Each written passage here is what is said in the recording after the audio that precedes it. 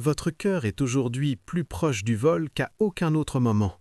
Quelque chose de précieux vous est arraché lentement sans que vous le réalisiez.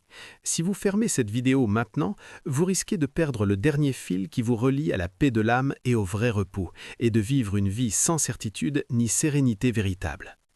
Mon frère en Dieu, avant de plonger dans cette parole qui changera votre regard sur la vie, si vous cherchez un chemin qui vous mène à Allah et vous protège des égarements de ce temps, abonnez-vous dès maintenant à la chaîne Chemin vers Allah et activez la cloche pour recevoir toutes les leçons de foi et de protection. Ne laissez pas passer l'occasion du salut. Imaginez avec moi en toute vérité. Vous vous réveillez chaque matin, mais en vous un vide qui vous tourmente comme un vent violent, comme si une partie de votre âme s'est perdue dans la nuit sans que vous sachiez pourquoi, et vous sentez un poids mystérieux qui accompagne vos pas. Vous saisissez votre téléphone avant de lever les mains vers le ciel pour remercier Allah des bienfaits et vous plongez dans un océan infini d'images, de vidéos rapides et d'histoires fugaces.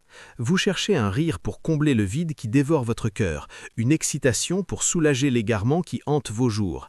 Mais plus vous avancez dans le défilement et la navigation, plus le vide s'approfondit et s'alourdit.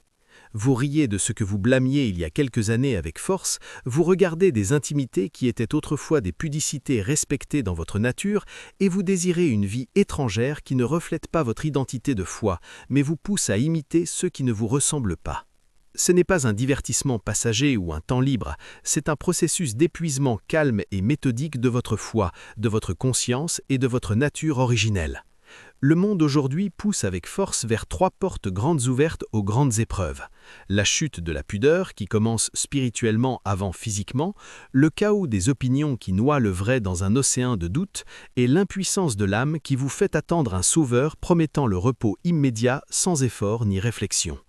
Tout commence par la révélation des privacités et des secrets jusqu'à ce que la limite entre licite et illicite s'efface dans votre cœur. Puis on vous noie dans des débats sans fin où le vrai et le faux se mêlent comme la nuit et le jour. Et enfin, on sème en vous le désespoir jusqu'à ce que vous deveniez une terre fertile pour toute promesse mensongère.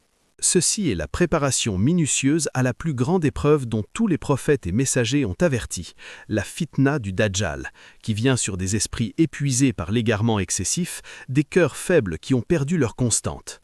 Le Dajjal, en langue arabe, est le mélange délibéré du vrai et du faux, et l'œil unique symbolise une vision déformée d'un seul côté, qui ne voit pas le bien en entier. Cette épreuve ne se combat pas avec les yeux physiques, mais avec les cœurs vigilants par la foi. Que faire donc, ô toi qui m'écoutes? Premièrement, rebâtissez vos limites intérieures comme Allah l'a ordonné. Baissez le regard devant l'interdit, préservez votre chasteté des passions, ramenez les disputes au Coran et à la Sunna authentique.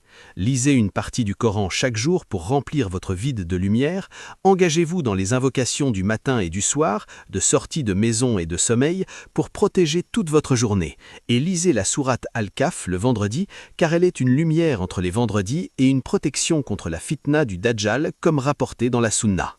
Deuxièmement, ancrez votre référence dans le livre d'Allah et la Sunna de son prophète, car le chaos ne triomphe que sur celui qui a perdu ses constantes. Troisièmement, reliez votre cœur à Allah quotidiennement par le dhikr, car il apaise les cœurs troublés et les protège des épreuves. N'attendez pas le soulagement comme spectateur, faites-en partie par le djihad contre l'âme et la constance. Si vous êtes arrivé ici, vous êtes sur le chemin du salut, Inch'Allah. Partagez cette parole avec votre famille et vos amis et abonnez-vous à Chemin vers Allah pour continuer le chemin ensemble. Assalamu alaikum wa rahmatullah.